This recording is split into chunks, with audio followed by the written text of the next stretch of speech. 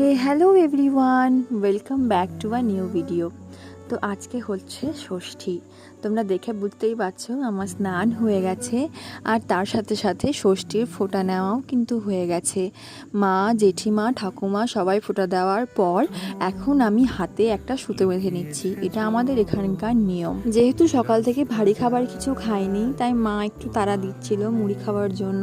তো চট করে চলে গেলাম কুমড়োর তরকারি, আম এবং মন্ডা দিয়ে মুড়ি খাওয়ার জন্য। তারপরে মা হাতে ধরিয়ে দিয়েছিল একটা কলাটা খেয়ে নিয়ে রেডি হয়ে নিচ্ছিলাম আমার মামার বাড়ি যাওয়ার জন্য। তো দেখো আমি রেডি, আর এদিকে আমার বাবা গাড়ি পরিষ্কার করছে। যেহেতু ষষ্ঠীর সময় শ্বশুরবাড়ি যাবে, তো নিজে যতদিন না বিয়ে হয়েছে ততদিন তো বাবার শ্বশুর বাড়িতেই এখন ষষ্ঠী চলবে। আমার দাদুর বাড়ি আমাদের বাড়ি থেকে বেশ কাছে। তো দেখো আমরা চট করে পৌঁছে গেছি, আর আমার বাবা এখানে বসে আছে।